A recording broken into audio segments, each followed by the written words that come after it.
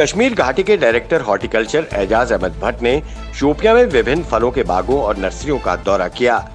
इस दौरान उन्होंने फलों के पेड़ पौधों की देख समीक्षा की।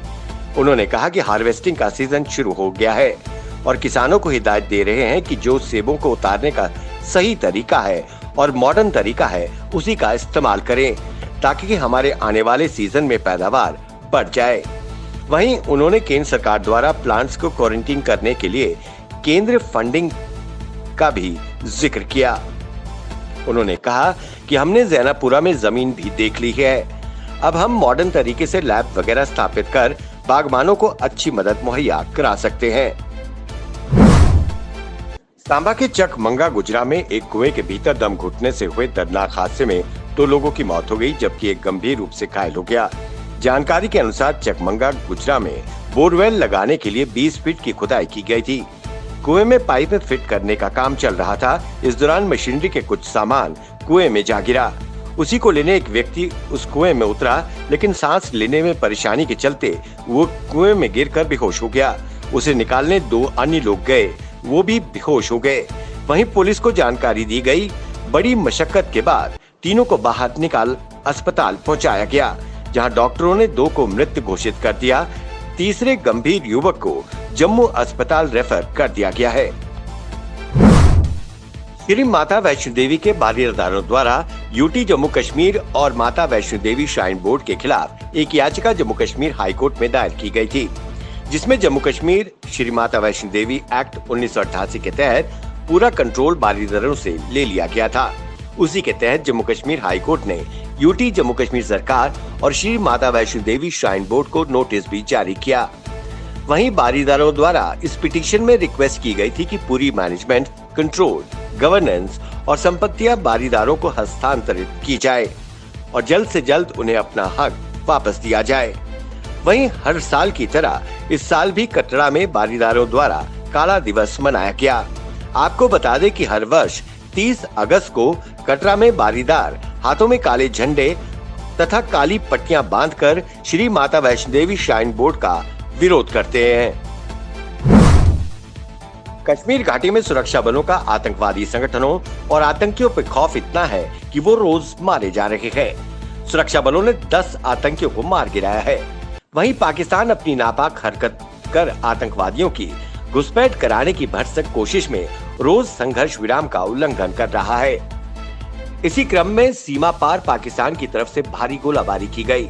पाकिस्तानी गोलाबारी का जवाब देते हुए सेना के जेसीओ जूनियर कमीशन्ड ऑफिसर शहीद हो गए। इस गोलाबारी में नायब सूबेदार राजविंदर सिंह गंभीर रूप से घायल हो गए, जिन्हें उपचार के लिए सैन्य अस्पताल में भर्ती कराया गया था। उपचार के दौरान उन्होंने दम तोड़ दिया।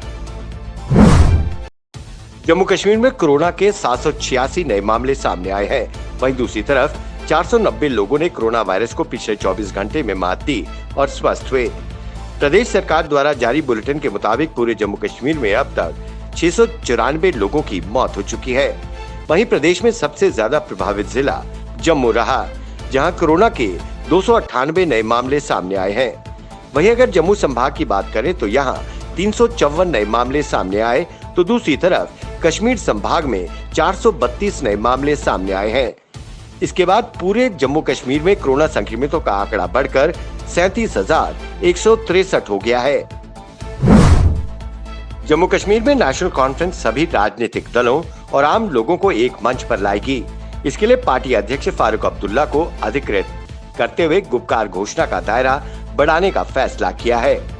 साथ ही जम्मू कश्मीर व लद्दाख में इसके लिए मुहिम शुरू करने का भी निर्णय किया गया।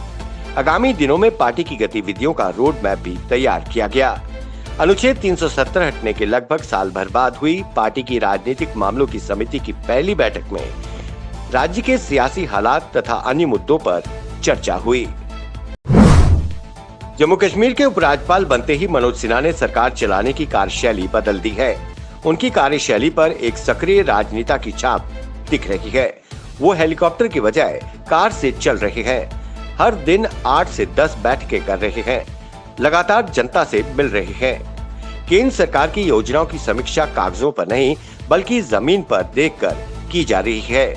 अब तक जम्मू कश्मीर में राज्यपाल या उपराज्यपाल बनने वाले व्यक्ति या तो रिटायर्ड नौकरशाह होते थे या राजनीति से रिटायर हो चुके लोग। इस पद पर नियुक्त होने वाले राजनीति में सक्रिय पहले व्यक्ति मनोज सिन्हा हैं। प्रधानमंत्री नरेंद्र मोदी ने रविवार को अपने मासिक रेडियो कार्यक्रम मन की बात के जरिए देशवासियों को संबोधित किया। अपने संबोधन में प्रधानमंत्री ने कहा कि कोरोना काल में देश एक साथ कई मोर्चों पर लड़ रहा है। उन्होंने खिलौनों और मोबाइल गेम्स के मामले में भी आत्मनिर्भर बनने का आह्वान किया।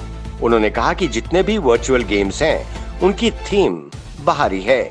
इसलिए देश के युवा टैलेंट से कहता हूं कि आप भारत में भी गेम्स बनाइए। अनलॉक 4 को लेकर केंद्र सरकार ने दिशा निर्देश जारी कर दिए हैं।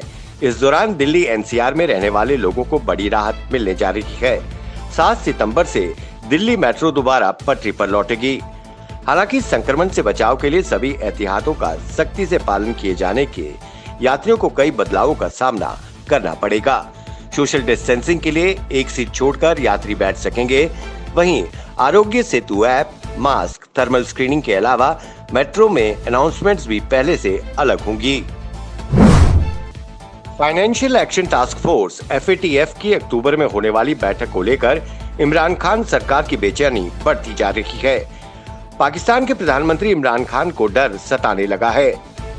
एक इंटरव्यू के दौरान उन्होंने कहा कि भारत पिछले 2 वर्षों से पाकिस्तान पर FATF का प्रतिबंध लगाने की कोशिश में जुटा हुआ है। अगर ये प्रतिबंध लग जाता है तो पाकिस्तान की अर्थव्यवस्था तबाह हो जाएगी। पाकिस्तान की स्थिति ईरान जैसी हो सकती है, जिससे कोई अंतर्राष्ट्रीय वित्तीय संस्थान कारोबार नहीं करना चाहेगा।